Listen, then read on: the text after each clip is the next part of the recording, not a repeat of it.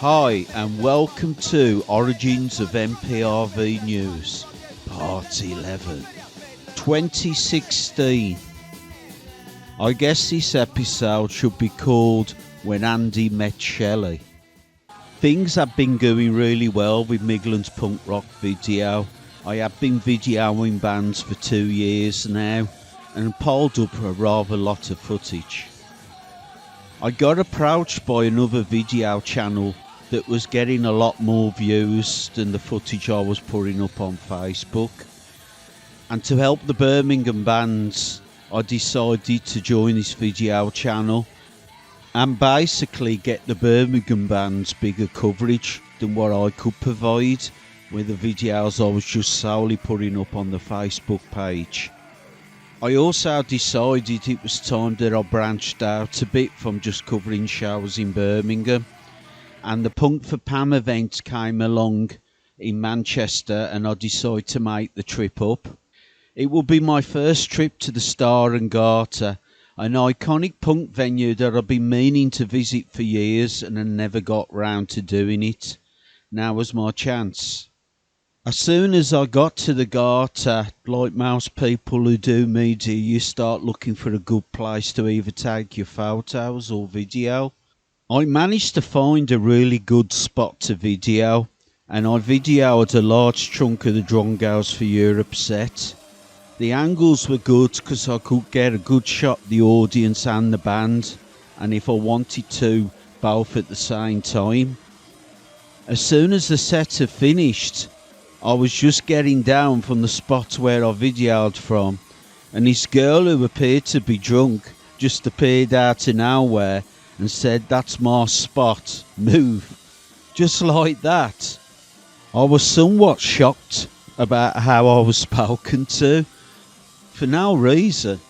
But this girl, as soon as I moved, just jumped straight in that spot with a camera, and I guess I wasn't going to be videoing from there for the rest of the night.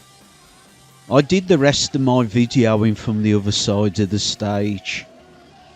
The spot wasn't as good, so I didn't shoot as much footage. Also, from where I was videoing, I could see things were getting pretty lively on the opposite side. A lot of pushing and shoving with this girl that was drunk, and people kind of getting bent out of shape for no reason.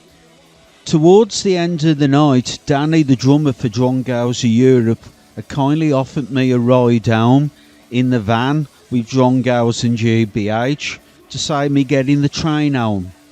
So once all the bands had finished their sets, I helped them get their merch and gear downstairs. It was one of the trips downstairs going through the bar I noticed that the fracas with this girl and some of the punters had spread into the bar. I also noticed this girl had an American accent. Things just kept going on, and every time I passed these people, it was just getting more and more aggressive. People were starting to get involved in the situation when really it was nothing to really do with them. I decided to just dive in and bail her out.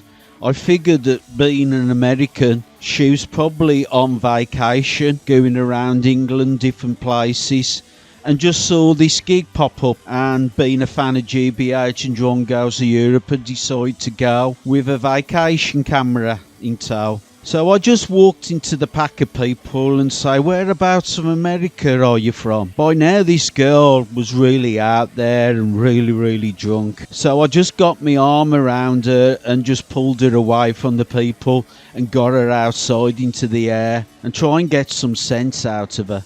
Once outside, I was trying to find out what hotel in Manchester she was staying at and try and get her in a taxi safely, because I was really worried, being an American, that she would start crossing the roads in Manchester, and of course they drive on the other side of the road, she'd get run over. Stuck in the back of my mind was Blitz, the Manchester punk band from the 80s. The story I heard was Nidge, their guitar player, was in Austin, Texas, and done something the same. He had crossed the road and looked the wrong way and got killed, sadly. In the end, I got convinced she did actually live in Manchester by other people that knew her. She scribbled down her Facebook info so I could check on her the next morning, just to put my mind at rest, and off she went. The following day I found her on Facebook and messaged her, and what was going to be just a brief conversation ended up being a 2 or 3 hour chat. It turned out she originated from Cleveland, Ohio in the Midwest, and for people who watched my previous episodes in Origins,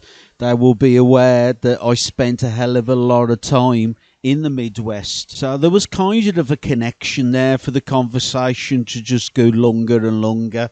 It turned out that a drink had been spiked on the night and she had behaved totally out of character. She was in fact highly embarrassed about how she behaved, and she really wanted to make up by going around apologising to people who were there on the night. It so happened coming up in Birmingham was the first ever Itch Fest, an all-dayer which was going to have a lot of people there that was at the Star and Garter the night before.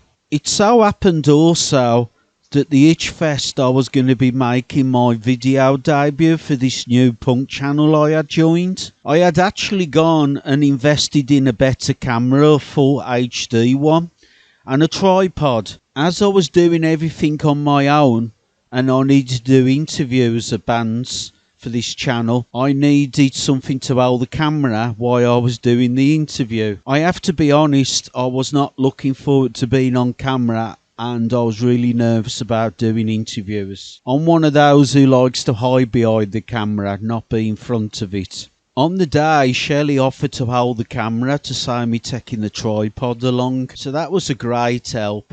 I interviewed Angry Itch, who was actually putting on the Itch Fest, hence the name. I was really uncomfortable, and looking back now, God knows what Shelley was thinking behind the camera. After the festival on the drive home, it turned out Shelley had a long history in media, which included interviewing bands for a radio station. She offered to do the interviews, and I gladly accepted.